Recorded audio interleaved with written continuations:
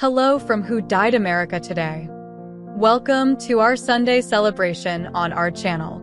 Today, we commemorate the extraordinary actors who passed away on this day, July 29th, 2024. Join us, we honor their remarkable contributions to the world of cinema. Our tots age with their families and fans during this time of remembrance. May their legacies continue to inspire us all. Before we begin, please show your support by liking this video and subscribing to our channel for more heartfelt tributes. Marc Gilpin, young actor on Jaws 2, dies at 56. The brother of Frasier star Perry Gilpin portrayed one of Roy Scheider's two sons in the 1978 sequel. Marc Gilpin, who played the younger son of Roy Scheider's police chief Martin Brody in Jaws 2, has died. He was 56. Gilpin died Saturday in Dallas after a long battle with glioblastoma, his older sister, Frasier actress Perry Gilpin, announced. After answering a casting call, Gilpin beat out hundreds of other boys to get hired as Sean Brody in the 1978 sequel to the blockbuster Jaws, 1975, directed by Steven Spielberg. He was 11 when the movie reached theaters. Jaws 2 was directed by Jeanette Spark. Lorraine Gary returned as Chief Brody's wife, but their sons, Michael and Sean, portrayed by Chris Rebello and Jay Mello in the original, were replaced by Mark Gruner and Gilpin in the second film. A year later, Gilpin guest-starred on NBC's Chips and appeared with his younger sister, April, on ABC's Fantasy Island. In 1981, he was in the films The Legend of the Lone Ranger and Earthbound. In the 1985 ABC telefilm Surviving, which told the story of a teenager, Zach Galligan, dealing with the aftermath of his father's affair, Gilpin was in a top-notch cast that included veterans Ellen Burstyn, Marsha Mason, Len Carrier, and Paul Sorvino, and up-and-coming stars River Phoenix, Molly Ringwald, and Heather O'Rourke. After receiving strong notices for Surviving, Gilpin was spotted by manager Jerry Silverhart in Williamstown, Massachusetts, while he was visiting Perry. Silverhart wanted to sign him, and Gilpin was okay with that, but only if he would sign Perry as well. Perry, of course, found fame with her work on the NBC comedy Frasier as Roz Doyle, producer of the radio show hosted by Kelsey Grammer's Frasier Crane. Born in Austin on September 26, 1966, Marc Gilpin booked his first national commercial, a spot for Exxon, when he was 4. He then appeared on a 1977 episode of the Saturday morning NBC series Thunder and landed the title role in the family film Where's Willie? 1978, before his gig on Jaws 2. After working on episodes of NBC's Silver Spoons and ABC's China Beach and in the 1989 movie She's Out of Control, Gilpin became a self-taught software engineer. He was involved with a startup company and then worked for another firm for which he earned several software patents, his family said. His sister April died in July 2017 at age 48. Another sister, Patty, died in 2020 at age 57. In addition to Perry, Marc's survivors include his wife of 24 years, Kaki, and son Spencer, 18, and Presley, 16. Paul Rubens' cause of death confirmed 1 month after actor dies at 70. The late actor, best known for playing Pee Wee Herman, died on July 30. Paul Rubens' cause of death has been revealed a little over a month after the actor died at age 70. Rubens' immediate cause of death was listed as acute hypoxic respiratory failure, according to his death certificate, which was obtained by People. The condition occurs when your lungs cannot release enough oxygen into your blood, per Healthline. The late actor also had 2 forms of cancer at the time of his death. The primary type, which was listed as a sequential underlying cause, was determined to be acute myelogenous leukemia. Acute myelogenous leukemia is a cancer of the blood and bone marrow, according to the Mayo Clinic. Rubens had also been diagnosed with metastatic lung cancer, a cancer which spreads to the other lung or spreads to other parts of your body, per WebMD in the months before his death. Rubens, who was best known for playing his beloved character Pee Wee Herman, died on July 30th at the age of 70 after keeping his cancer diagnosis private for years. Last night we said farewell to Paul Rubens, an iconic American actor, comedian, writer, and producer whose beloved character Pee Wee Herman delighted generations of children and adults with his positivity, whimsy, and belief in the importance of kindness, his rep told people in a statement at the time. Paul bravely and privately fought cancer for years with his trademark tenacity and wit. The statement continued, "A gifted and prolific talent, he will forever live in the comedy pantheon and in our hearts as a treasured friend and man of remarkable character and generosity of spirit." Rubens also apologized to his fans for not going public with the diagnosis in a poignant statement issued after he died. "Please accept my apology for not going public with what I've been facing the last 6 years," wrote the comedian. "I have always felt a huge amount of love and respect from my friends, fans, and supporters. I have loved you all so much and enjoyed making art for you." Rubens debuted Pee Wee Herman at the Groundlings Theater in 1981 before landing a spot on HBO's broadcast, and went on to play the character on the big screen in 1985's Pee Wee's Big Adventure and the 1988 sequel Big Top Pee Wee. On the small screen, Pee Wee's Playhouse ran on CBS for 5 seasons from 1986 to 1990. The show went on to earn 22 Emmy Awards, and Rubens was personally nominated for 14 nominations, winning twice.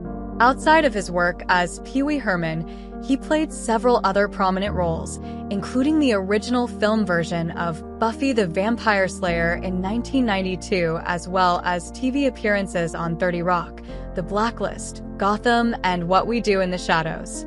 Terrence Beezer died at 89. Veteran character actor known for Raising Hope and The Middle passes away with wife by his side at home. Veteran character actor Terrence Beezer has died at the age of 89. A rep for the actor told Deadline Wednesday that Beezer passed away May 28th at his home in Santa Monica, California, with his wife Muriel Minot at his side. Beezer and Minot, an actress, had been wed for more than 55-plus years.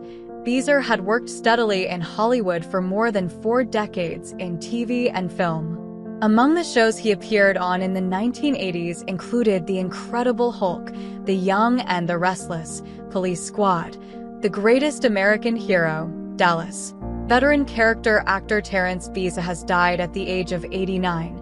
A rep for the actor said Wednesday that Beezer passed away May 28th at his home in Santa Monica, California. With his wife Muriel Minot at his side, other creative endeavors in that time frame included The A-Team, Hunter, Hill Street Blues, Cheers, LA Law, Max Headroom, Simon and Simon, Dynasty, Knots Landing, and Murder, She Wrote, among others. In the 1990s, Beezer worked on programs including Father Dowling Mysteries, Columbo, Star Trek, The Next Generation, and Chicago Hope, among others. The early 2000s brought about roles on The Practice, The Commission, Gilmore Girls, and Scrubs. Among the programs Beezer worked on since 2010 included Hot in Cleveland, House, The Middle, and Scandal. He played the role of a country doctor in the 2007 John C. Reilly comedy film Walk Hard, The Dewey Cox Story. His final role listed on IMDb came on the Jim Carrey series Kidding in 2020. Beezer also did substantial work in the voiceover field amid his acting endeavors, as he lent his voice to endeavors including Jaws, The Revenge, Coupe de Ville, and Remington Steele. Beezer's life began in the Midwest, as he was born in Omaha, Nebraska on February 2, 1935, with his family relocating to Los Angeles when he was 7 years old. Louis Gossett Jr., 87, dies, an officer and a gentleman and Roots actor. His portrayal of a drill instructor earned him the Oscar for Best Supporting Actor. He was the first Black performer to win in that category. Louis Gossett Jr., who took home an Academy Award for An Officer and a Gentleman and an Emmy for Roots, both times playing a mature man who guides a younger one taking on a new role, but in drastically different circumstances, died early Friday in Santa Monica, California. He was 87. Mr. Gossett's first cousin Neil L. Gossett confirmed the death. He did not specify a cause, Mr. Gossett was 46 when he played Emil Foley, the Marine drill instructor from hell who ultimately shapes the humanity of an emotionally damaged young naval aviation recruit, Richard Gere, in An Officer and a Gentleman, 1982. Reviewing the movie in the New York Times, Vincent Canby described Sergeant Foley as a cruel taskmaster, recycled as a man of recognizable cunning, dedication, and humor, revealed in the kind of performance that wins awards. Mr. Gossett told The Times that he had recognized the role's worth immediately. The words just tasted good, he recalled. When he accepted the Oscar for Best Supporting Actor in 1983, he was the first Black performer to win in that category, and only the third, after Hattie McDaniel and Sidney Poitier, to win an Academy Award for acting. Mr. Gossett, a versatile actor, played a range of parts in his long career. But he was best known for playing decent, plain-spoken men, often authority figures. By the time he won his Oscar, he had already won an Emmy as Fiddler, the mentor of the lead character, Kunta Kinte LeVar Burton, in the blockbuster 1977 miniseries Roots. Fiddler was, as the name suggested, a musician, an enslaved man on an 18th-century Virginia plantation. Mr. Gossett was not thrilled about the role at first. "Why choose me to play the Uncle Tom?" he remembered thinking in a 2018 Television Academy video interview. But he came to admire the survival skills of forebears like Fiddler, he said, and based the character on his grandparents and a great-grandmother. That portrayal, he said, became a tribute to all those people who taught me how to behave. Malachi McCourt, actor, memoirist, and gadabout, dies at 92. Playing the professional Irishman, he returned from Limerick to New York where he tended bar and appeared in soap operas and, with his family, scattered Angela's ashes. Malachi McCourt, who fled a melancholic childhood in Ireland for America, where he applied his blarney and brogue to become something of a professional Irishman as a thespian, a barkeep, and a best-selling memoirist, died on Monday in Manhattan. He was 92. His death, in a hospital, was confirmed by his wife, Diana McCourt. Mr. McCourt said in an interview with the New York Times last year that he had a heart condition, multiple kinds of cancer, and muscular degeneration. In 1952, when he was 20, the Brooklyn-born Mr. McCourt reunited with New York. He embarked from Ireland with a ticket paid for with $200 in savings sent by his older brother, Frank McCourt, who had emigrated earlier and was working as a public school English teacher. Frank would also become a late-blooming author, whose books included the Pulitzer Prize-winning autobiographical work, Angela's Ashes, 1996. Malachi left school in Limerick when he was 13, 2 years after his heavy-drinking father deserted the family, leaving his mother, Angela, to raise the 4 of their surviving 7 children. The family, Malachi would write, was not poor, but poverty-stricken. Coming out of that life, the things that get you are the 2 evils of shame on one shoulder, the demon fear on the other, he told The Times in 1998. Shame says you came from nothing, you're nobody. They'll find you out for what you and your mother have done. Fear says, what's the use of bothering? Drink as much as you can, dull the pain. As a result, shame takes care of the past, fear takes care of the future, and there's no living in the present. In the mid-1980s, he gave up drinking and smoking. The barrel-chested, red-bearded Mr. McCourt appeared regularly on soap operas, notably Ryan's Hope, on which he had a recurring role as a barkeep, and played bit parts in several films.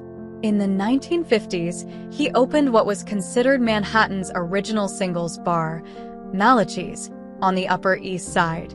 Breaking news. Jeff Bridges offers health update 3 years after announcing lymphoma remission. Jeff Bridges has come forward with an update amid his battle with lymphoma. The actor told Page 6 at Monday night's 49th Chaplin Award Gala in New York that he's feeling much better 3 years after he came pretty close to dying amidst treatment. "My health is great," he proudly replied when asked. "It's such a learning experience being sick like that." Though he gained a great deal of insight from his illness, it's not a time he focuses much attention on. "It's amazing the way the mind can forget all that stuff," Bridges marveled. "I'm not thinking too much about the past." Bridges initially announced his diagnosis on Twitter in October 2020. He said the following January that the size of his tumor had drastically shrunk, and in September he announced he was officially in remission. The 9-inch by 12-inch mass has shrunk down to the size of a marble, he shared on his website at the time. Bridges wrote of his recovery process. "While I had moments of tremendous pain, screaming, singing a sort of moaning song all through the night, getting close to the pearly gates, all in all, I felt happy and joyous most of the time," he confessed. "This brush with mortality has brought me a real gift. Life is brief and beautiful. Love is all around us and available at all times." Bridges hasn't wasted any time jumping back into work following his recovery. On Monday, news broke that he would be returning for the third installment in the Tron franchise, Tron: Ares. Bridges has played video game designer Kevin Flynn in each installment of the techno-thriller series to date.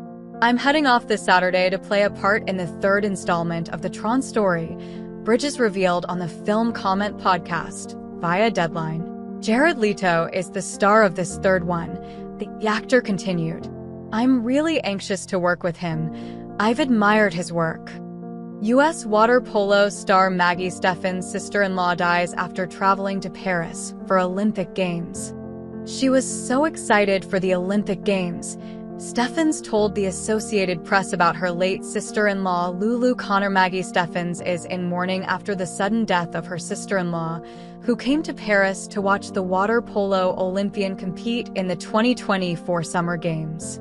Steffens, a 3-time gold medalist, confirmed the news to the Associated Press on July 28. She said Lulu Connor, Steffens' husband Bobby Connor's younger sister, died at 26 following a medical emergency. Reps for the U.S. women's water polo team confirmed Lulu's death to People. "She was so excited for the Olympic Games," Steffens told the AP. "We're really close. She's the light of the world. She just brings so much joy to everyone. She always brings people together."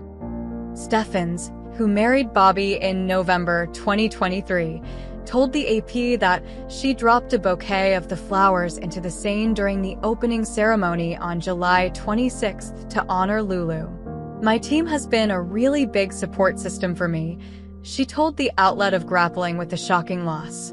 "I've been obviously really struggling, and my husband as well, and his entire family.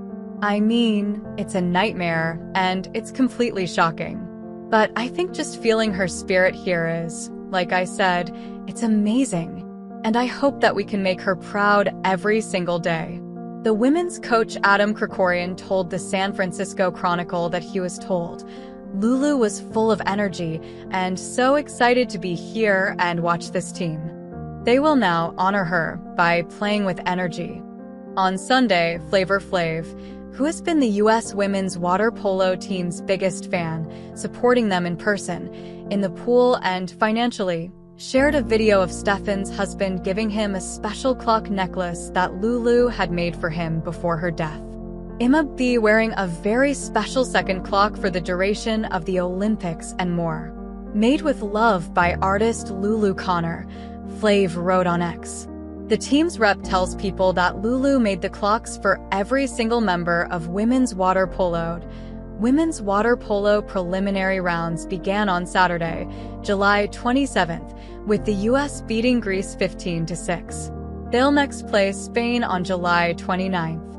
During the 2020 Olympics in Tokyo, Stephens told people that finding unity with her teammates always helps her through difficult times. Alone, there are a lot of things you can't do, but together the impossible seems possible. It's all about the circle, it's all about the team, and knowing at the end of the day all of our hands are in, she said at the time. To learn more about all the Olympic and Paralympic hopefuls, come to people.com to check out ongoing coverage before, during, and after the Games. And sign up for Going for Gold, our Olympics newsletter, to get the biggest stories from the Games delivered straight to your inbox. Watch the Paris Olympics and Paralympics beginning July 26 on NBC and Peacock.